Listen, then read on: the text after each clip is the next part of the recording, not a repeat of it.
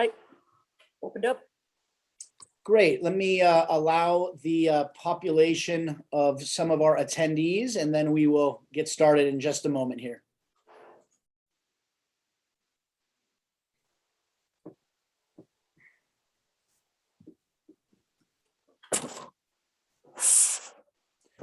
Okay, I am going to go ahead and open up today's meeting of the Community Advisory Council for November 1st, 2021. We are all we are appearing today by Zoom as opposed to our traditional in-person meetings. I have not received any notice that there was a request for any accommodations or Spanish translation of today's meeting. However, if at any point somebody is needing Spanish translation, please raise your hand on the Zoom app and we will discuss that with you. In the future, Spanish translation is provided at the request and if requested in advance. Please contact our CAC Community Engagement Analyst at 707-565-1534 or by email to cac@sonoma-county.org. Similarly, if you are requesting an accommodation for a disability and need some accommodations so that we can take care of that, please contact that same number, 707-565-1534. Regarding public comment at our CAC meetings, members of the public will be free to address the CAC in public comments. Public comments should fall under the subject matter jurisdiction of the CAC and are time limited at the discretion of the director and the chair. In addition to any oral public comments, I also invite members of our community to communicate with Iolero and the CAC through email. Members of the public who would like to make statements that exceed time limits for public comment may also request that those items are placed on the agenda or may email any suggestions, comments, or questions to us, cac@sonoma-county.org. Now going into our agenda, I would like to welcome everybody. And if we can, Ms. Barrera, will you please take a roll call of the CAC members present today? Of course. Councilmember Bailey, Present. Councilmember Estrada, Councilmember Flores, Present. Councilmember Landaverde, Present. Councilmember Pearl, Present. Councilmember Solomon, Present. Councilmember Woods, Present. I am Vice Chair Barrera and Chair Zelig. I am present as well. Great, thank you very much. The next item we have is the approval of the draft minutes from our October 4th, 2021 meeting. Before I do that, I would like to open up the item to public comment. I am opening up this item to public comment only for those individuals who wish to be heard and give public comment regarding the minutes from the October 4th meeting. If there are any attendees who wish to give public comment on this agenda item only, please raise your hand on the Zoom app so that you can be admitted to speak.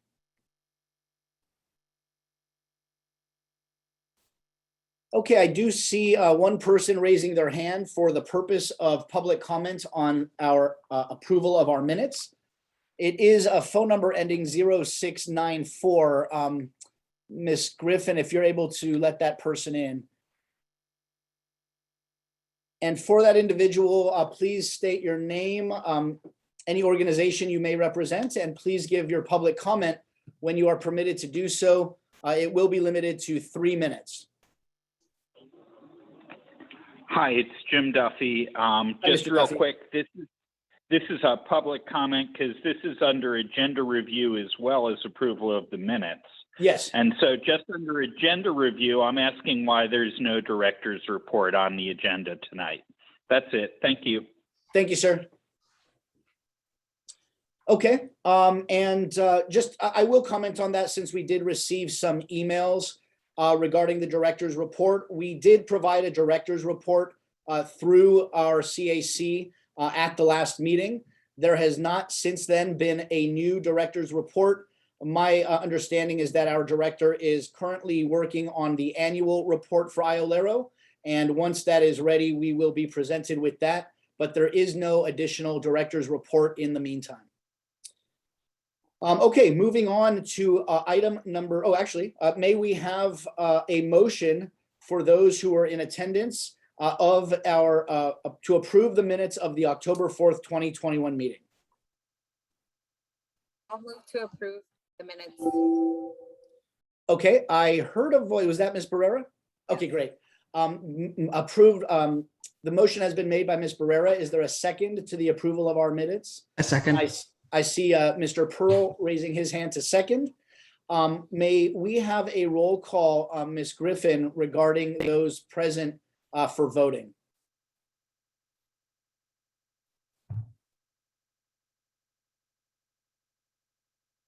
Okay. Council Member Barrera. Sorry, totally unprepared. Yes. Council Member Bailey. Yes. Council Member Pearl. Yes. Council Member Solomon. Yes. Council Member Flores. Yes. Council Member Zelik.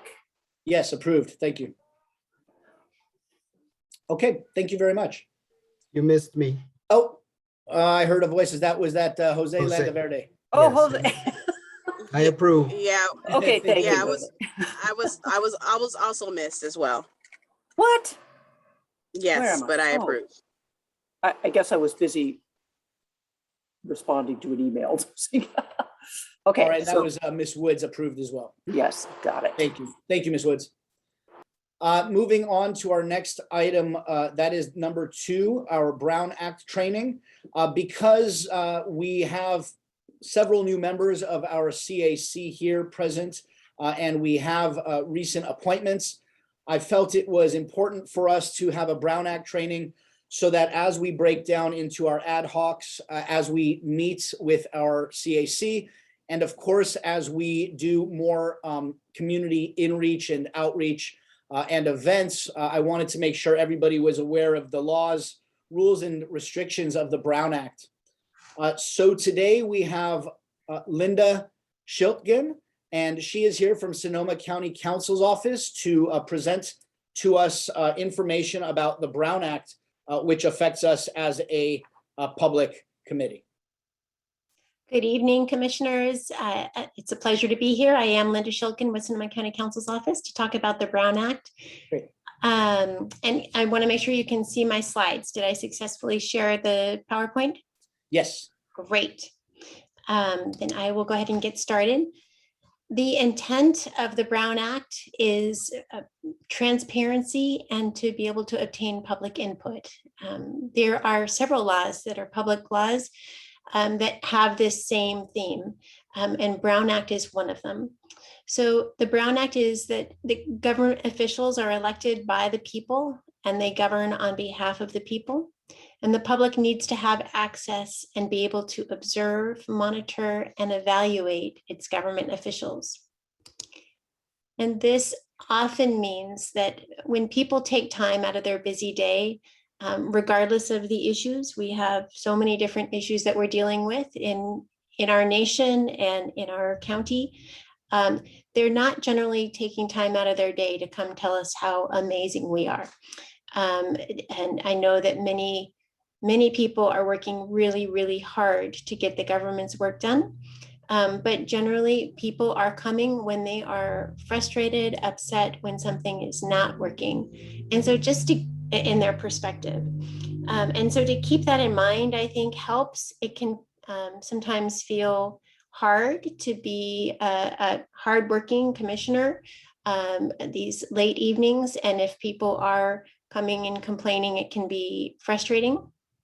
And maybe it's not for your commission. I'm speaking on, I give these trainings to all kinds of different commissions and to other bodies. But this is not uncommon, but it's important, I think, to help remember that it's part of our democracy, that it's great thing for our country to be able to have people to be able to watch what their government's doing and to allow them to come and comment on what we're doing. And so that is the basic backbone reason for the Brown Act. When does the Brown Act apply? It applies to all meetings of a legislative body of a local agency, and it shall be open in public, and all persons shall be permitted to attend any meeting. So we're going to take the next half hour or so to dive a little bit deeper into what does this mean? What is a meeting? What is a legislative body? And if you have a meeting of a legislative body, what does it mean to be open in public?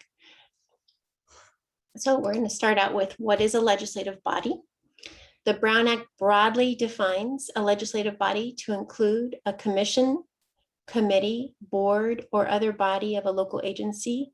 It does not matter if it's permanent or temporary, decision-making or advisory.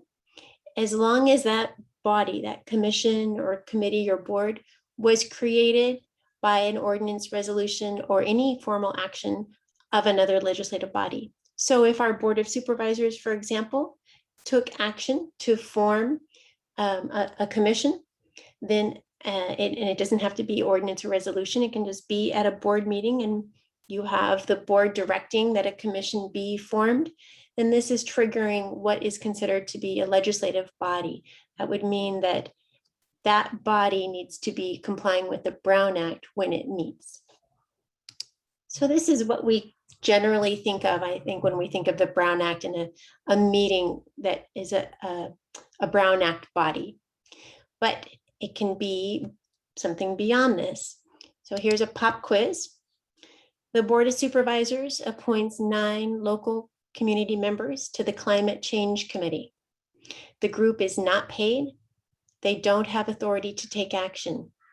They're a group of local scientists, teachers, business professionals, and college students.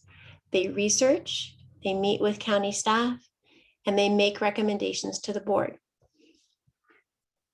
Is this a Brown Act body? So let's look at the qualifiers here. So we have 9 local community members. They're not paid and they don't have authority to take action. It looks like they're temporary. It's not a permanent. And they do research and they come back and make recommendations.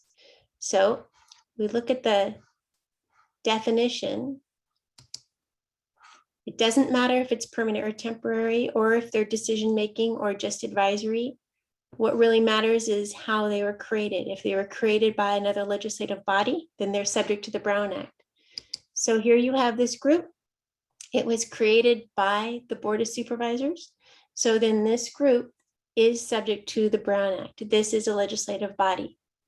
And so when you're looking at this picture and you see that this is a legislative body, it's a great group of people doing great work, getting together. It looks like a normal business meeting you'd see in private practice, but this is a Brown Act body now.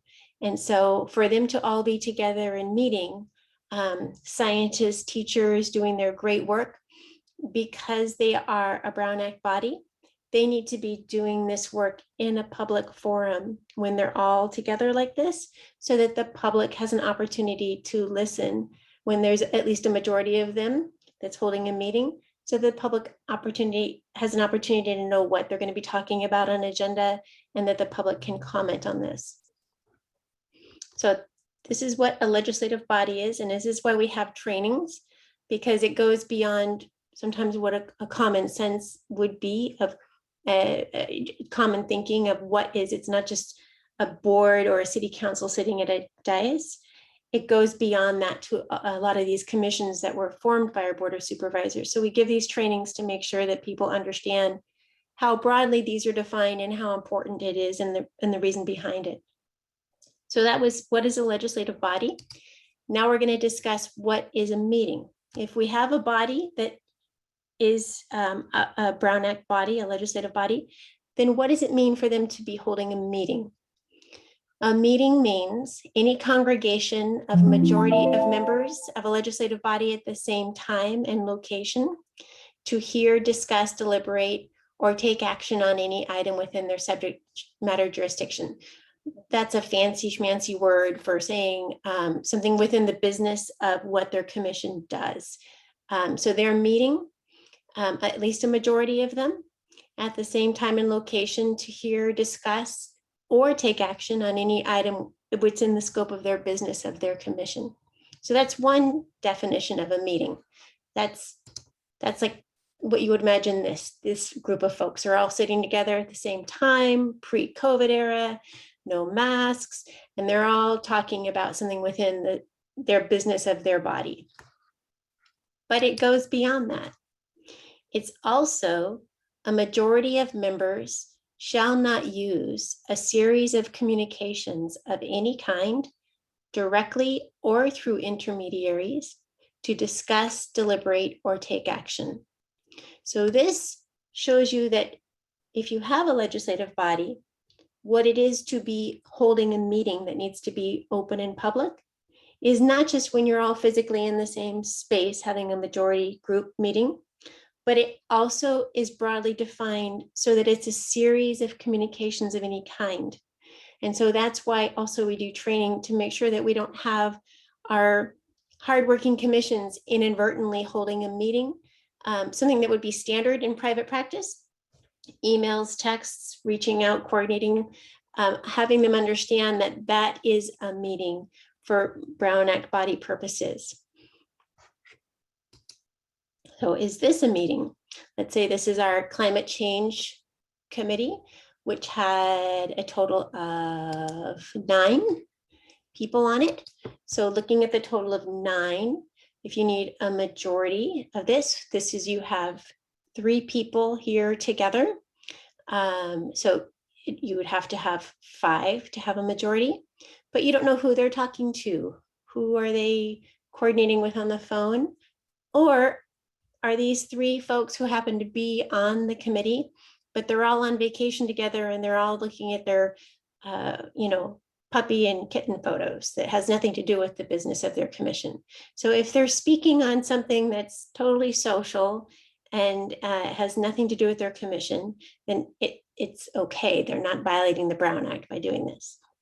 But if they are talking about something within their climate change committee, and there's 3 of them there, and they have a couple more who are FaceTiming with them, and they're all talking about plastic bags and what are we going to do to make recommendations to about how do we further protect our community from the harms of plastic or from fossil fuels, these types of things, then this is where we would be having a meeting, even though it looks like it's fun on the beach.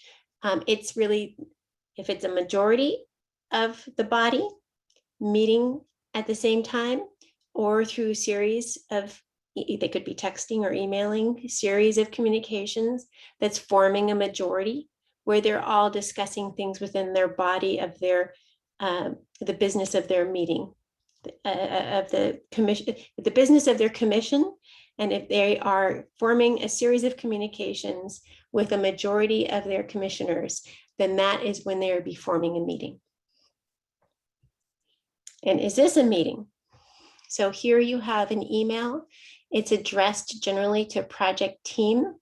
So you don't know who's on this. And if you look at who makes up this project team, again, if it is a majority of the commission that's being sent this discussion, then you need to use caution. You need to make sure that they're not having discussions between themselves via email or text, where they are having a series of communications with a majority. That would be something that should be held in the open and public forum so that the community has an opportunity to see what they're doing. Serial meetings. This is where a majority of members of the commission shall not, outside of an open and public meeting, use a series of communications of any kind, directly or through any intermediaries, to discuss, deliberate, or take action on any type of business. So that's within the scope of what their commission does. So what does it mean through intermediaries? That's if you're having let's say, have a staff person. So if you are reaching out to Melanie, and if Melanie's checking with what does Commissioner A think, what does Commissioner B think, and gathering up different, how you all are thinking on a certain action item coming up, and then sharing that. That's one way of having an intermediary collect and discuss what's going to be happening. And this is not something, we shouldn't be having discussions amongst a majority of commissioners outside of a public meeting. So it's also Commissioner A texts Commissioner B to chat about agenda item number 7. And then Commissioner B emails Commissioners C and D about the same issue. So this is starting to form a serial meeting, depending on the total number of people on your commission. So if you have a much larger commission, then you have some more freedom to talk here and form a discussion that's less than a majority. But you should use caution to make sure that those discussions aren't moving on in future series of communications to start having a majority discussion. And there's also hub and spoke. This is where Commissioner A calls Commissioner B to discuss agenda item number 3. And then that same commissioner also texts C and Commissioner D to get their thoughts. So you have Commissioner A reaching out and trying to get a feeling of where everybody is on the commission. And if that's happening with a majority of the commissioners, then this is something that is forming a meeting that needs to be conducted in an open and public way. What is not a serial meeting? If you have individual contacts between board members and staff, commissioners and staff, like a staff meeting with, if a staff goes to a meeting to answer a commissioner's questions, that's fine. That's not something that's violating the Brown Act. That's helping the commissioners prepare for an upcoming meeting. And if they have certain questions, it's fine to talk to a staff person to get help from Melanie if there's a lack of clarity. That's not a problem. That's not a serial meeting. But during those staff meetings, staff should not ask and the commissioner should not answer questions about what the other commissioners are thinking and how they're going to be voting or what action they're going to be taking. Not a meeting. Attendance at social or ceremonial events where no business of the commission is discussed. So that picture that you saw before of the folks on the beach, if they are just having a social event, taking a vacation together, and they're not talking about something that's in the business of their commission, then that's fine. That's not a meeting. Community forums and meetings of other government bodies that are open and public. That's also not a meeting if a majority goes and attends and listens. Attendance at public conferences if the commissioners do not discuss amongst themselves the business of their jurisdiction. This is not a meeting. And social media, this is a new law that has just taken effect recently. This is where the legislature has acknowledged that social media is a part of our lives and tried to help give parameters for Brown Act bodies. And so it's taken it farther than some of us thought that they would. The legislature has said that commissioners should not be commenting on a fellow commissioner's Facebook page or other social media page. And that includes even liking or disliking. If it's a post about something within the commission's business. So if it's a social post, look at my kids' Halloween costumes, look at I dressed my dog up in this Halloween costume, it's fine to post likes or dislikes or comment on that. That's not a violation of the Brown Act. But what this is getting at, if you're posting something related to the commission, on a Facebook page, then the other commissioners should not be commenting. They should not be submitting likes or dislikes on that. And so if you have a legislative body, a commission that's been appointed by the board, for example, And if you have a meeting, a majority of them coming together where they're going to be discussing, hearing issues about the subject of their commission, then we need to have it open and public. And so that is what we're going to be talking about now. What does that mean? What does it mean to be open and public? And why? Why does it matter that this group of scientists and teachers and researchers get together? Who cares if they're meeting behind closed doors if they are doing great research to help with the climate, right? To stop climate change. Well, the reason is California law for many decades has made it a top priority that there needs to be transparency. If you are doing the work of the government, that people need to be able to see what you're doing and have an opportunity to comment on it. And so it's quite different than private practice. In this way, if we are having a commission that's meeting or any other legislative body that's meeting, the public needs to have an opportunity to have an agenda posted in advance to know what are the different issues that are going to be discussed, so they can decide if they want to take time out of their busy day to come and talk and give their thoughts about it. They need to be able to see it and think about whether they want to come and share their ideas and their thoughts and their perspective. So that's the reason why. The agendas have to be posted 72 hours in advance for general meetings. There should be a brief description of the item of business, and agendas must be publicly accessible and distributed in advance to those who request copies. Items that are not on the agenda, there should not be discussion or a decision on items that are not on the posted agenda. There are some exceptions to that. If members or staff, they can briefly respond to questions posed by the public. And members may ask staff a question or make a brief announcement about or a brief report about their own activities. And the commissioners can ask staff to report back to the body at a subsequent meeting or take action to direct staff to place a matter on a future agenda.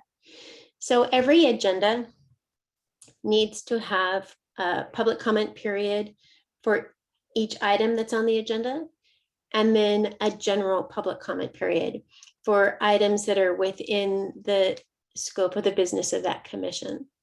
So if a member of the public, for example, came and spoke during the general public comment period, and it was a member of the public was bringing up an item that was not on the agenda, it's okay for the commissioners to briefly respond, but also direct staff, please put it on a future agenda if the commission wants, so we can actually talk about this in a way that's open and public, and other members of the public can come and talk about it as well and know that we're going to have this discussion. For public comment for the timing, this is what we just discussed about. There needs to be allow members of the public to talk about any item of interest that's in the area of the business of the body. That's the general public comment period, in addition to every specific item that's listed on the agenda. And the timing of this, if there is a limit that the commission decides to put on the public comment time, then everybody needs to have the same amount of time. And so it can't be that if somebody's coming and telling your commission that they're wonderful and appreciate their hard work, that person can't be given 5 minutes to talk.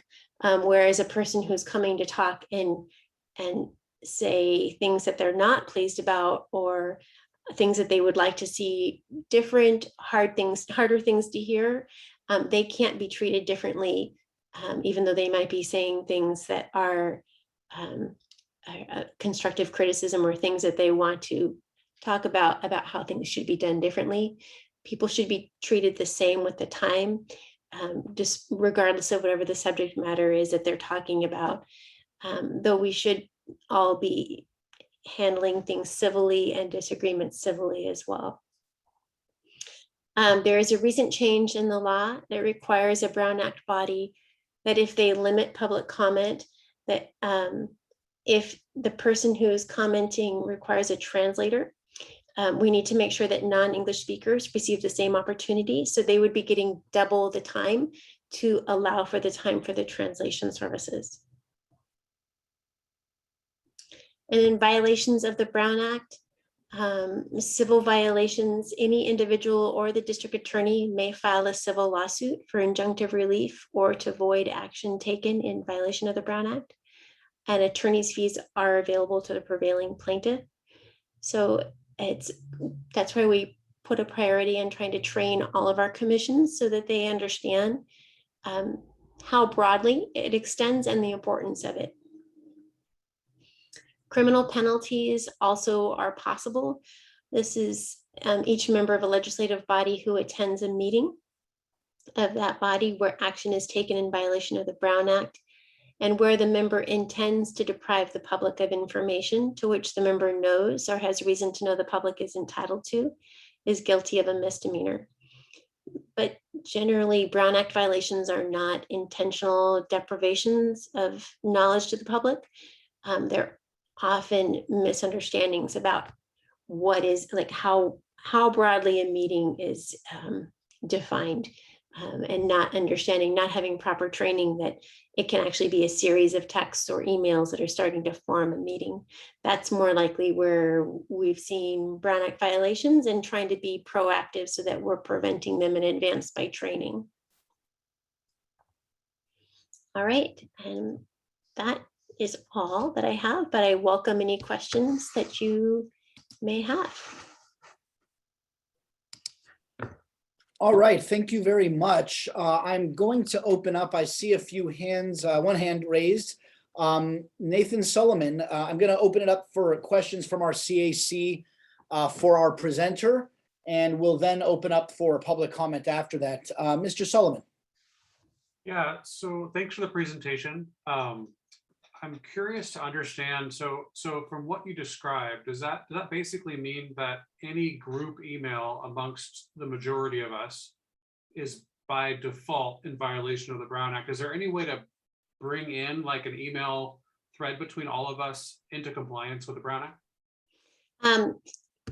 What I do if there is a message that instructions that needs to be communicated to a legislative body, the preferred way to do that, if staff is saying, hey, I'm going to be giving this information and meeting with you to discuss it to see if you have any questions about it.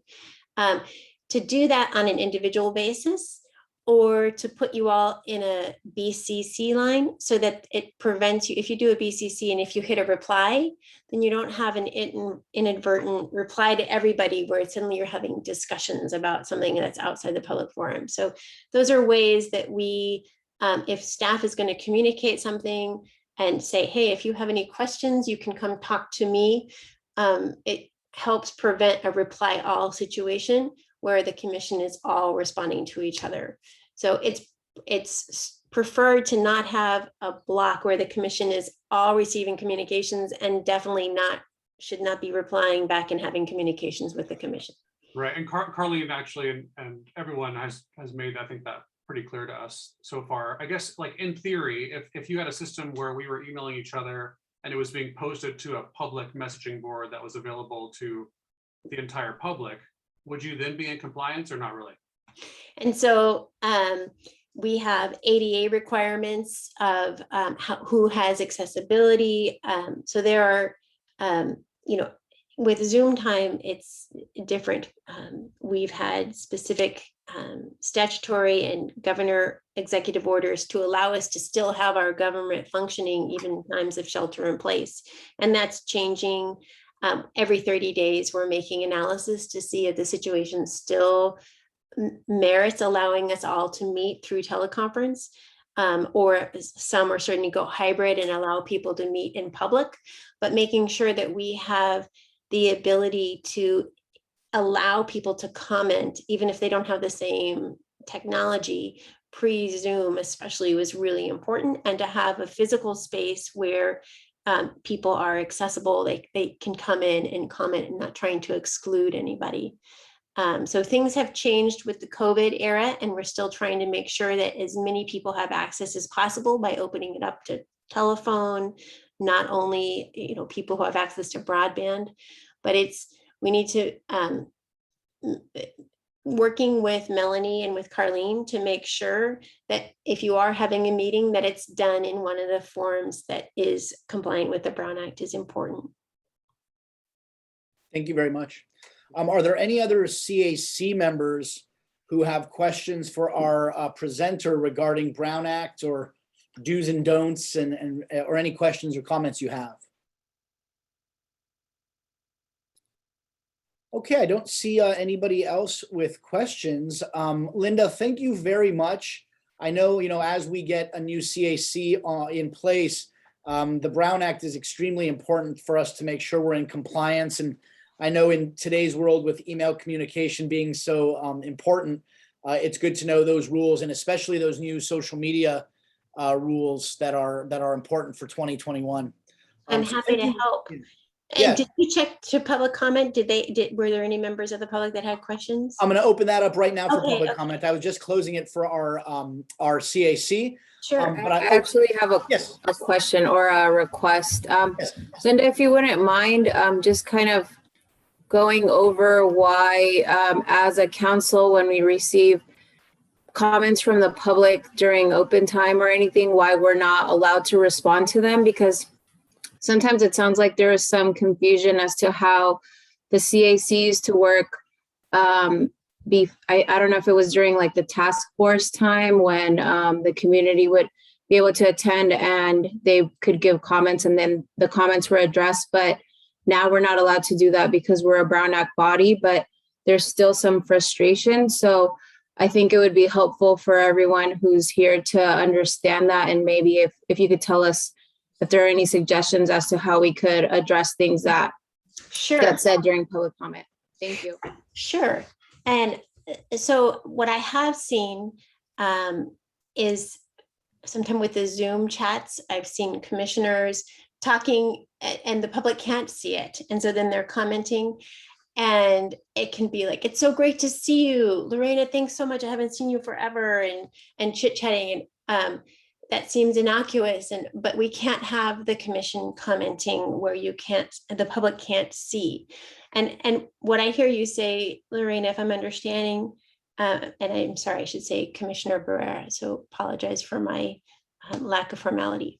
Commissioner Barrera, if I think what I'm hearing you say is there was a time where the public could see comments and was making comments and everybody could see what was being commented on. You could respond in real time. I don't think it was like pre-Zoom time. It was okay. in-person meetings and there would be comments that would be provided and then members from the council would respond to them. But we actually have only had 1 or 2 in-person meetings and then we were hit by COVID. But for any Brown Act body, even if the meeting is in person, if I'm a member of the public that's giving public comment, most likely I would expect my representatives to comment back, and then get frustrated that they can't.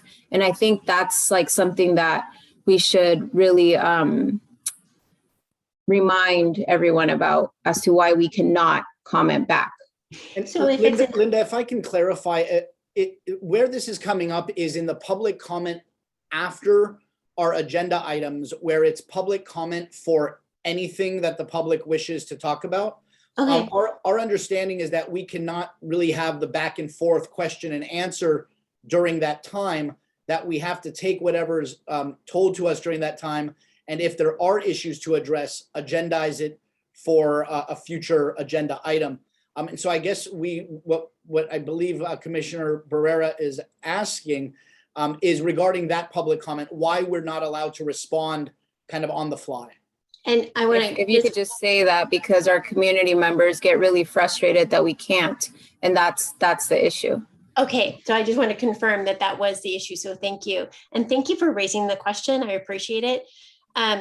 So when we have a commission that has to comply with the Brown Act and they're having a meeting, then we have to have open and public. And part of that is that there is an agenda. And so folks know at home what the commission is going to be talking about. And so they know whether they want to be listening in and commenting or not.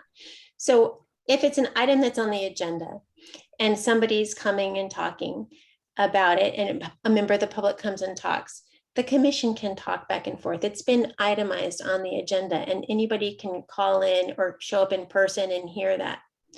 But what you're talking about is the general public comment time that's not on the agenda. And so folks at home would have no idea you're talking about X issue. And I'm super interested in X issue, me, member of the public. And how come I didn't have an opportunity to know you were all going to be talking? Because I would have actually taken time out of my busy day to go attend and also listen and comment. So that making sure that everybody has notice of what is going to be on the agenda so that they can take a look and see if they want to come and listen and also participate. So that's why there's a hesitancy during the general public comment time to have a whole lot of give and take and questions and answers about something that's not on the agenda. But instead, a brief response is fine. And if there's a decision to agendize this for a future agenda, that's also fine, so that members of the public can know, okay, next month, this will be on the agenda. And anybody at home who might be interested will have an opportunity at that point to come and speak to that issue. Does that help answer your question? I really appreciate the question. Yes, thank you. Sure, thank you for asking it. Yes. It looks like we have another question from Commissioner Landaverde. Hi, thank you for that presentation. That was very helpful. This is foreign to, at least to me, so it was great. And thank you, Commissioner Barrera, for bringing up that question, because I also was curious about the answer to that.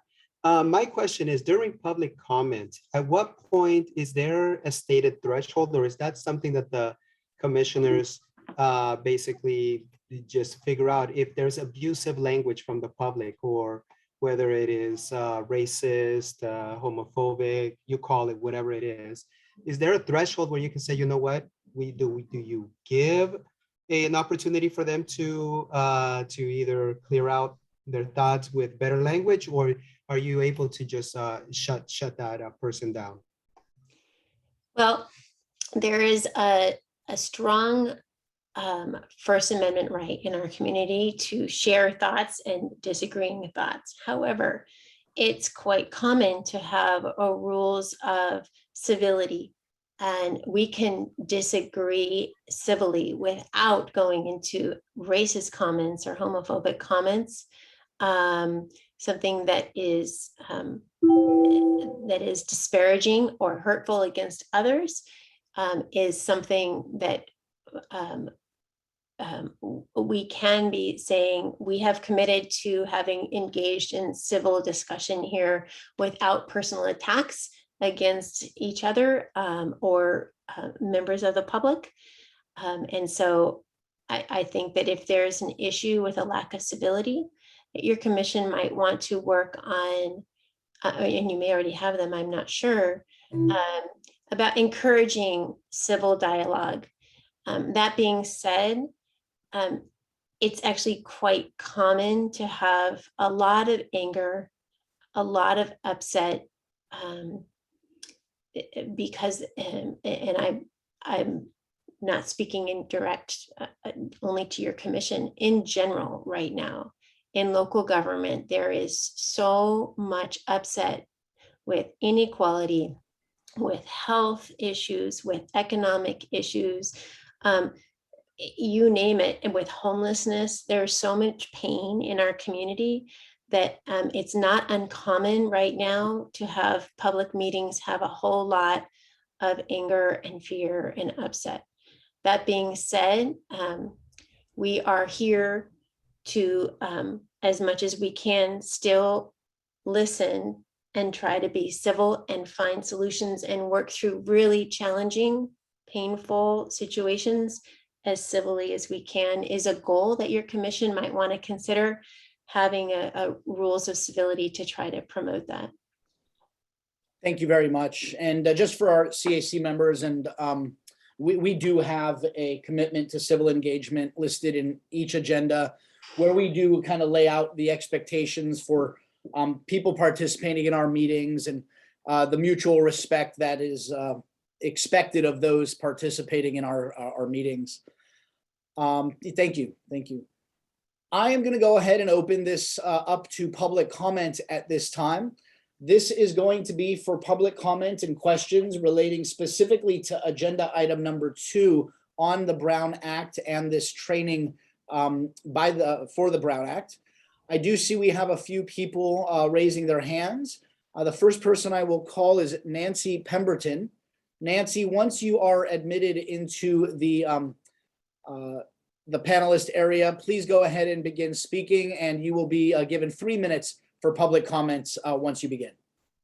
Good evening. I don't intend to take that. I have a question about how the council sets their agendas without violating the Brown Act. Can the members of the council email or talk with each other, majority of them, to set the agenda, or is that done only by the staff and say 1 or 2 council members? Well, thank you, Nancy. So just briefly to address that, as far as our agenda planning, typically the way it works is after our meeting tonight, for example, in the next week or so, I will meet with Commissioner Barrera as vice chair, as well as Director Navarro and Ms. Griffin from the Iolero offices. And us 4 will talk about what we would like to see on the upcoming agendas in the future. So that agenda planning discussions is just with a couple members of the CAC, our director and staff. So there are no Brown Act implications in that regard. Once we go from there, it's really up to those planning it to get things set. So there's really not a full discussion with the CAC about planning our agenda. What we did, for example, last month is we discussed kind of our goals and our hopes for the coming year. And that way, when I meet with Commissioner Barrera and Director Navarro, we can discuss what we would like to see for each of the agendas in the future. So that's how the agenda planning takes place without being in violation of any Brown Act issues. Thank you. Nancy, Evan, just to follow up please. on what you said and let Please. Nancy know, we also do a call for agenda items to the group and ask for an individual direct response to only the staff member. That's so correct. that if any particular council member has a requested topic, that we can consider it with the chairs. Yeah, and those are not replied all. If we have agenda items, we send them individually to Director Navarro or to Melanie Griffin. So yeah, that's how that takes place. The next person I see, I don't see that hand up anymore. Susan Lamont is the person whose hand I see up at this time. Thank you. And thank you, Ms. Barrera, for bringing up the question that you did, because that's what I was planning to ask about. And I noticed that Ms. Schultgen said that there could be brief responses to questions that are asked in public comment on items not on the agenda. And yet my experience, having been to more meetings than I would ever like to have attended, but whether it's the Board of Supervisors, this group, many other groups, is that when a really simple question is asked, like how many people attended a meeting, something just really simple, you get blank stares. And I know that most of the people that I know who go to these meetings, and whether it's Zoom or when they were public, is if you ask a question, you are guaranteed a blank stare for just the simplest question.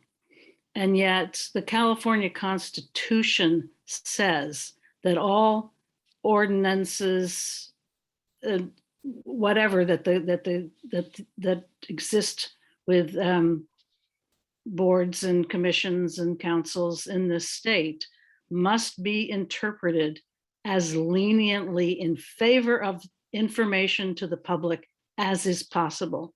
And it strikes me that that never happens.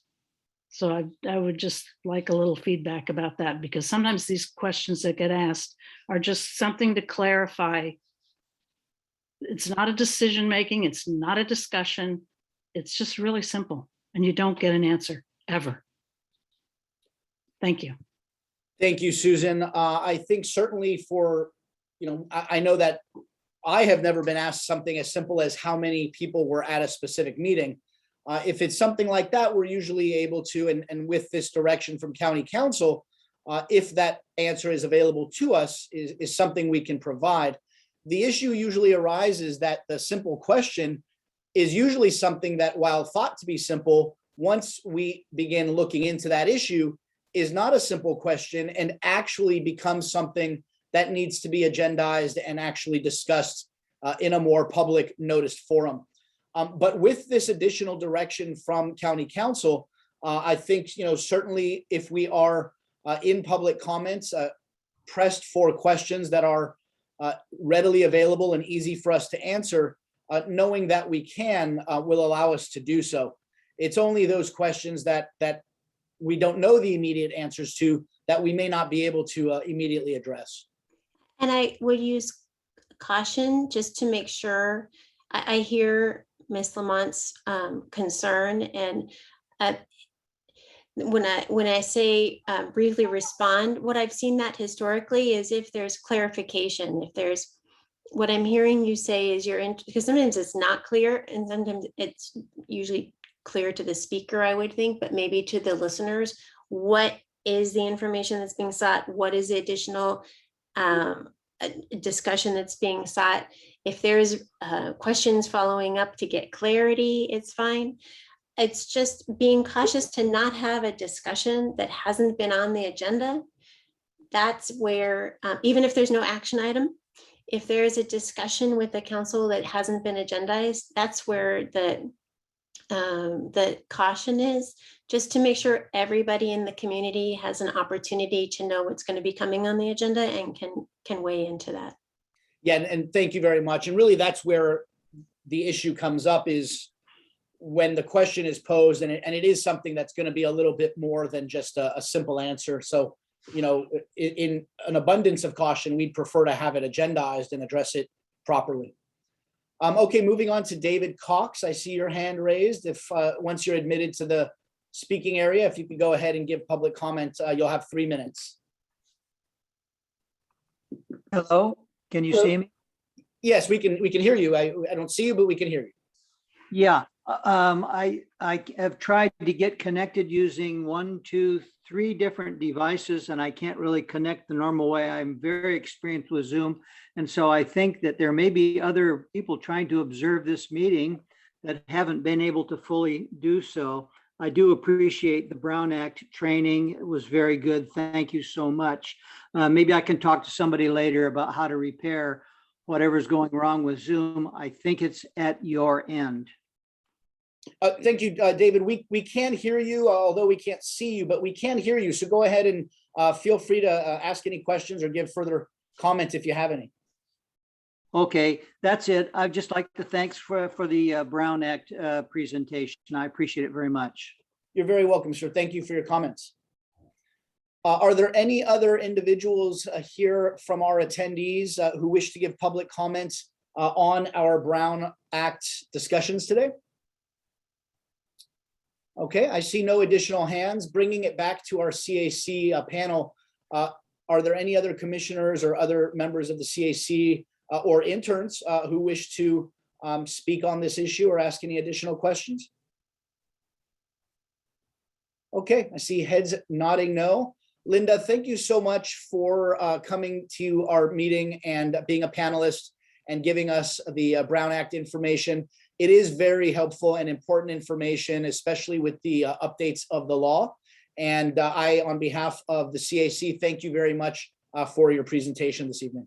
And it is I who thank you all and Director Navarro and Melanie for all of your hard work. It's important for our community, and thank you. Thank you very much. I'm going to continue on with our CAC meeting. Okay, great.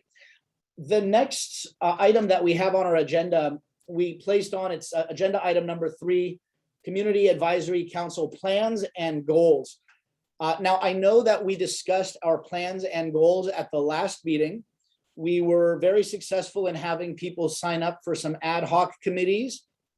And really what we wanted to do is have this on the agenda again just to see if there are any other plans, goals, or discussions or things that were not addressed last meeting that anybody wants to bring up regarding our plans and our goals for the coming year. I just wanted to open this up briefly.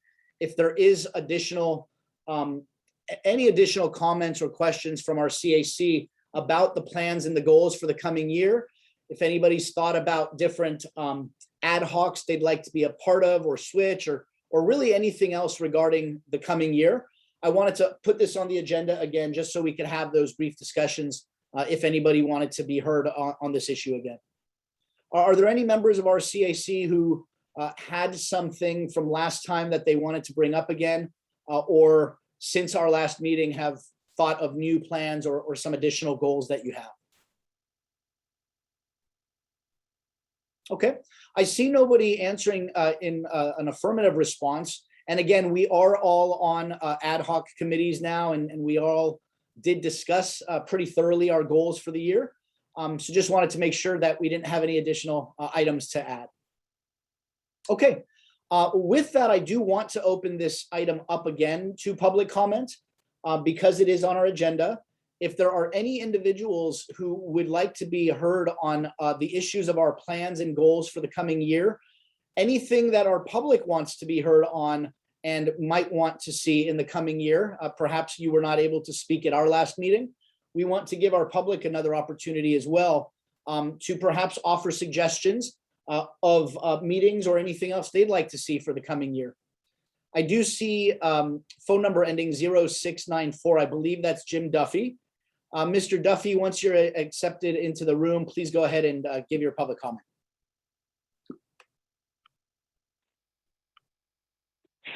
So it is Jim Duffy. So just one quick suggestion is we're going to have a contested sheriff's race next year, which will be, I think, still your appointee period for most of you, because now you're appointed for 2-year stints, I think. And last time there was a contested sheriff's race, the CAC, in conjunction with, it was the Human Rights Commission, the Commission on Women, I think we got Shomrei Torah to come in, and League of Women Voters did a public forum for the candidates, a candidate forum, a nonpartisan candidate forum to educate everybody on who the candidates are. And being that you guys are, you either have now because you've been serving for a while, or the new folks, you're going to get it, over the next 6 months, some real insight into the sheriff's office. You can put together some great questions. And so I encourage you to consider hosting a nonpartisan candidate forum once we have candidates. Thank you. Mr. Duffy, thank you very much. Just so you know, that is something that we discussed at the last meeting specifically. We very much want to host and be a part of a nonpartisan candidates forum once we know more of the candidate information. It is definitely something that we discussed and definitely something we want to do, whether it's just the CAC or IOLERA hosting, or whether it's in conjunction with one of the other groups you mentioned. It is on our plate as far as something on our agenda for the future, for sure. When I say for sure, nothing scheduled, but for sure something that we intend to work towards and hopefully can accomplish. I do see another Nancy Pemberton. I do see Nancy wishing to give public comment on this issue. Hi, Nancy. Hi again. I just wanted to suggest that the council look into some of the jail policies. I think I'm particularly interested. Well, I won't say I'm particularly interested in any particular thing, but I think that issues such as how women can get involved in more of the women inmates can become more involved in some of the programs that are offered that they currently can't, such as the nursery program and other programs that are offered up at the airport jail. And also, looking into how the mental health facilities are actually working. we spent a lot of money on that. So those are the two, I think, those are two specific items, but I do think that the council should be looking at the jail policies and how they are implemented as well. Great. Thank you very much. Appreciate the comments. David Cox, I do see your hand raised. Once you are accepted for public comment, please go ahead and give your public comment.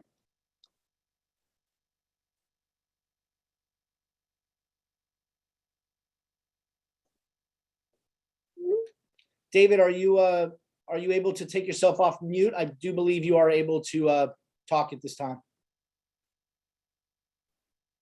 Ah, wow. It looks like I was able to unmute. There you go. Oh my goodness. I'm just going to give up here. I'm still having connectivity problems. I'm so sorry. That's okay.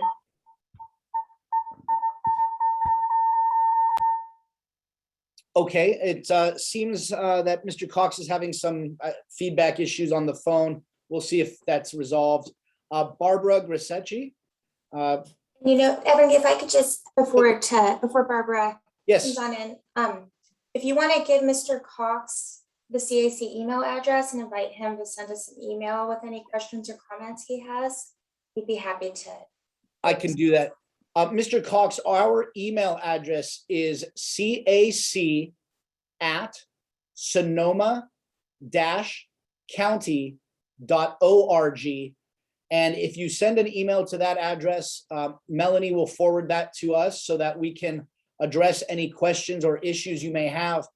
Additionally, I see that you are logged into Zoom 2 times. You're listed as an attendee twice. That may be affecting the feedback and the feedback that we're hearing on one of your items. So I would encourage you to log off one of your devices, and that may help with the feedback problems on the devices. Turning now, but in the meantime, if you would like to email us any public comment, we will be happy to review that, certainly. Barbara, go ahead and begin speaking whenever you're available. Yeah, thank you. I was wondering now with the new structure, because of Measure P of the CAC and ILARO, it seems to me like the CAC may want to start doing a monthly newsletter. And how that came to mind is you're talking about sort of the ad hocs that you're doing. So I was in the last meeting and I was there for the discussion of what type of ad hocs that you wanted to put together, but like my memory on what they were and who might be volunteering on them. Like if I wanted to be able to reach out with information to a specific ad hoc, it would be nice. And I have this feeling that going forward, it might be another good public outreach for you guys to do a quick newsletter, because not everyone just reads the minutes of your meeting per se. And, you know, then we could all sign up to get it regularly. And I love that feature of government to just, they send me all the information and I could read it and then I could respond. So it was just something that came to my mind, and thanks for all you're doing, folks. Thanks, Barbara. And just so you know, the ad hocs, just so you're aware, are listed in the last meeting minutes. So if you do want to know about the ad hocs, check out the meeting minutes from the October 4th meeting. But yes, in addition to that, one of the things we discussed through our community engagement ad hoc was the potential or possibility of a separate newsletter besides the one put out every month by ILARO.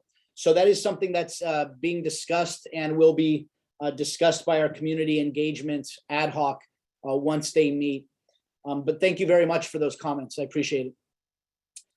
All right, I'm looking now. I don't see any additional public comment from attendees in the Zoom room. Okay, so I am going to close the public comments for item number 3 on tonight's agenda. And moving on to item number 4, I'm going to open up to public comments on any and all items within the subject matter jurisdiction of the CAC. These are for items not on the agenda, but within our subject matter and discussions that you would like to bring up with us. If you would like to speak with us, please state your name and who you represent, if that applies. Comments will be limited to 3 minutes for public comments. And let's open that up. If there's anybody who wishes to give public comments on items not appearing on tonight's agenda.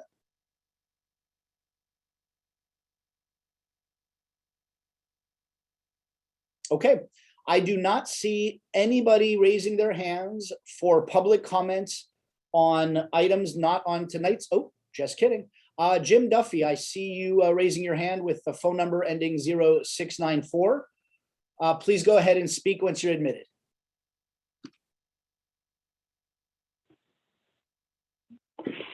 So I just want to express concern that there was no director's report tonight. If you look at the CAE task force report, it calls for that to be a major function of the monthly, or at that point they said the regular the Citizens Advisory Committee reports, was to hear from the director on what's going on with the office. I'm wondering when the report will be delivered and why it was delayed. Not just the director's report, but the annual report. And also, we haven't had a real newsletter other than CAC meeting reminders since July. And so I want to second Barbara Casecci's idea that the CAC consider doing a newsletter, since it seems like we're not going to get one from the office going forward. And those are my comments. Thank you. Thank you, Mr. Duffy. Responding without getting into too much, since it's not an agendized item. Again, my understanding is there's no director's report today because the annual report is still being worked on. There is no further update since the last director's report and the information contained therein. Ms. Pemberton, I do see your hand raised as well for public comments. Once you are admitted, please go ahead and give us your public comment. I'm sorry, I just wanted to ask if how one accesses the council's budget. So I believe the IOLERO budget, which should be available through the county public records. I believe all of the agency budgets are available through the county Board of Supervisors.